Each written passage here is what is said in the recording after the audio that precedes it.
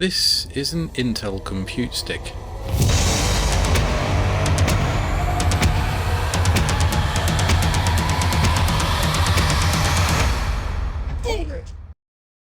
So if you want to start retro gaming in 2025, you've got options.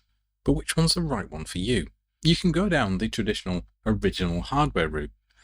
Prices, however, are starting to go through the roof. And needless to say, you still need the space to store these machines. They're not exactly small and compact. To give some examples, here we've got the Commodore Amiga 600, representing our original hardware. This is probably one of the more compact 16-bit machines that's available. And then you've got things like the Minimig.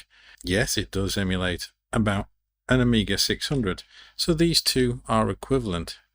The Raspberry Pi 4 is a fairly powerful machine and can emulate quite a lot. The Raspberry Pi 5, its slightly more powerful sibling, can do more or less the same, with maybe some better emulation at the higher end.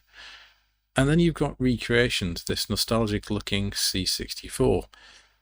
This only represents a single machine. But what if your nostalgia goes like mine across many different platforms? FPGA recreations, like the Mister, are a very good option. But what if I said you could emulate all of that on this single stick?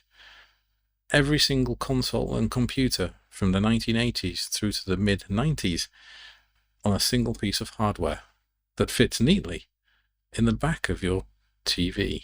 This is an Intel compute stick. More to the point, it's a third generation Intel compute stick which comes with the Core M3 processor. The Core M3 is a 64-bit multi-core processor which should be capable of running all of the emulation we need. But these things pretty much live their life in the back of monitors, displaying graphs on screen. That's where Batocera Linux comes in. Batocera is a Linux distribution that comes with pretty much all the emulators built in, packaged in one easy install. And it comes available for a huge range of devices, from your modern desktop PC right down to all the single board computers you could ever think of.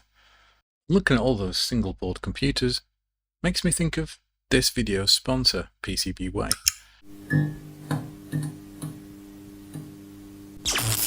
They provide PCB prototype fabrication from as little as $5. They also have a huge library of shared projects, and if you're not confident with a soldering iron, you can even get them to assemble them for you. PCBWay also have CNC machining and 3D printing services. All of this is available at PCBWay.com. Thanks PCBWay for sponsoring this video. What I'm hoping for is that we can emulate everything that I have nostalgia for, which is everything up to and including Xbox. I'm not that fussed about Xbox, but everything prior to that, it'd be good to be able to emulate. I'm going to set it up, install it on this stick, get it as the main booting operating system, then run through a few games from a variety of systems, ranging from the early 80s through to late 90s, to see what the performance of this actually is. First order of business is to download the installer. This comes as an image that you can put onto a USB stick. The instructions show you how to use the Raspberry Pi image burner to get this onto an SD card, or USB stick, whatever you've got to hand. I'm putting it onto an SD card which I'm actually going to attach to the device using a USB adapter. We have to boot it from the USB device. That's fairly simple, just a matter of holding down F10 and it goes into the boot menu and selecting the device we want to boot from. It takes a little while because this is running from an SD card, which is not particularly performant. That's not going to be our end state. The way this installation works is you have to install it and get it up and running from the SD card first, and then you can use the menus to then install it onto the hard drive. Bizarrely, unlike a lot of distributions, it actually downloads the entire thing again and does pretty much the same as you've just done onto the local internal drive. But once it's completed, the machine reboots and is vastly more performant, particularly from a disk I/O standpoint. The nice thing about this is once you've got it connected to your network, you can actually go and download some games from the services that they provide. You can also find it on your network as a device, where you can get access to upload BIOSes and ROMs as you require to get this configured. I've taken the liberty of uploading a few games that I just want to give it a test with. In the vanilla installation, however, you do get some games included. Obviously, there's the required Doom,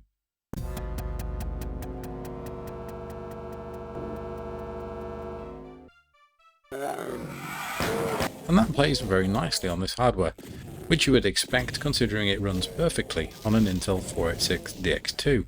So moving now onto the Amiga, I've chosen Roadcraft, which is one of my favourite games at the moment. This was a new game released in 2024, and you can obtain your copy for $9.99.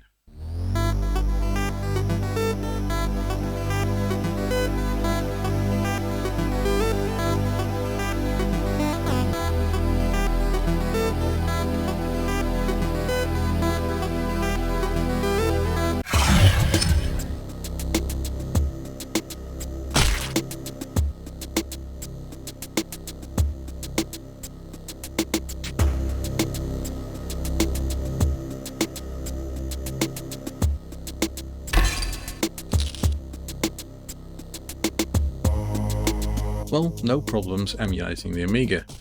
Now we're going to move on to the hardest system, the one I'm not expecting it to perform particularly well with, and that's the Xbox. First up, we've got Project Gotham Racing. This might just be playable, but it's pretty much a slideshow. Moving on to Hitman, same story here. Yes, the game runs. You could probably play it, but it is not at a frame rate you would be used to. And there's nothing there that wasn't expected. So moving on to the Sega Saturn, and that runs Road Rash quite well.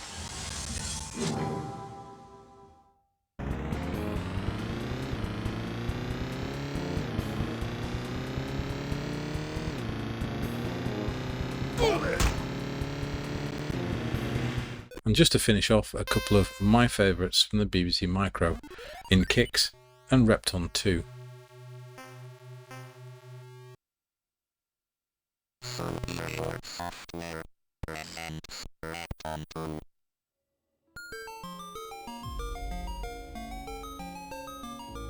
And obviously you don't have to install this on a compute stick. Because so much hardware is supported, you could use a Raspberry Pi. It depends on what your aspirations for emulation actually are. I may even install this on an old Mac Pro. Thanks to Ctrl-Alt-Reese, I've ended up with one. He's already done the I've installed Windows 11, so I'm going to have to find something different. And it might be that this is just the ticket. Something that really could emulate machines up to and maybe including the Xbox 360. But that's going to be a subject for another video. If you found any of this informative or entertaining, then please click like. And if you like content like this and would like to see more, then why not click on subscribe. In the meantime, why don't you try this out next?